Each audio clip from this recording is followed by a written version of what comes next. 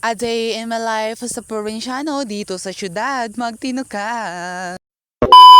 Nakikita nyo naman talaga sa pagmumukha ko talaga na hindi ko nga tangkap na ngayon nga ho talaga Lunes na at meron naman nga ho talagang pasukan. Alam niyo ba mga kalaon na minsan nga ho talaga yung nakakatamad na ho talaga, nakakawalang gana din nga ho talagang pumasok, lalo na nga ho talaga nalaman mo na nga ho talaga na si crush meron na nga iba. Kaya nga ho talaga minsan nga ho talaga naiisip ko na din nga ho talaga na magiging single na din nga ho talaga ako for longer life. Charis. Lalo na nga ho talaga sa tuwing nakikita ko sila naghahawak ng kamay talagang ay Diyos ko po, naiiyak na lang ako sa sobrang sakit. O hindi, charot-charot lang ho talaga, nagtinagkag naman talaga to si kalaon. Sa totoo lang mga kalaon, wala ho talaga sa aking vocabulary nga ho talaga yung magkaroon nga ho talaga ng relasyon sa isang tao. Dahil para sa akin mga kalaon, hindi ko pa talaga kaya yung sarili ko kung magkakaroon na talaga ako ng relasyon sa isang tao. Dahil alam nyo naman mga kalaon, hindi pa talaga ako magmahal. Hindi ko siya iiwan, hindi ko siya pababayaan. Kahit nga ho talaga maghiwalay na ho talaga kami, iiyakan ko siya at luluhuran ko siya. Charis, walang ganon. Napaka OA. Sorry ha, ako natatapan ko yung pagka-love team nyo. Charis. By the way, medyo nga ho talaga nalalanaw talaga tayo sa topic natin. Ito talaga yung vlog natin nga ho talaga is school life lang mga kalaon. At ngayong araw nga ho talaga experiment namin nga ho talaga. Dahil nga sa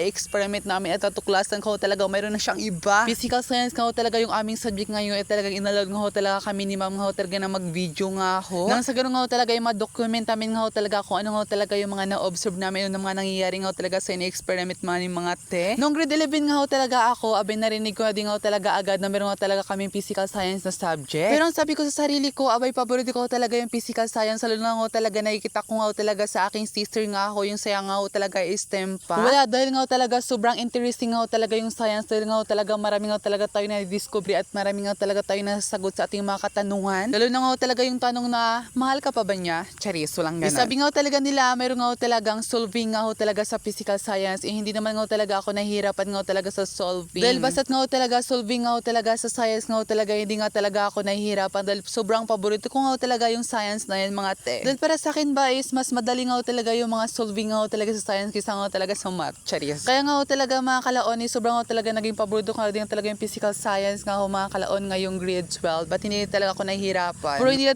talaga tayo sure, pero sana tuloy-tuloy na to mga kalaon, di ba? Pero yun na nga talaga mga kalaon, you need to do nga ho talaga is gawin mo ho talagang paborito yung isang subject na sa ganun ho talaga magkaroon ho talaga na interesado nga ho talaga na matutunan mo ho talaga yung isang subject na yun. Kasi kung hindi ka interesado nga ho talaga sa isang bagay talaga, hindi ka nga ho talaga gagawa ng paraan na yun nga ho talaga yung matuklasan o matutunan mo ho talaga yung mga bagay-bagay mga te. Kaya dapat at kailangan mo natin nga ho talaga ang maging interesado ho talaga sa isang bagay. Lalo na talaga si relasyon, dapat nga ho talaga ako papasok nga ho talaga kayo sa relasyon, interesado na kayo at handa na nga ho talaga kayong mag-commit. Hindi yung relasyon na sinasabi ko talaga ibibigay mo na lahat, kung yung person sila nga lang ibibigay mo, abay wag ganun te. Yung sa akin lang ba na handa ka nga talagang mahalin siya ng totoo, hindi ka nga talaga magluloko.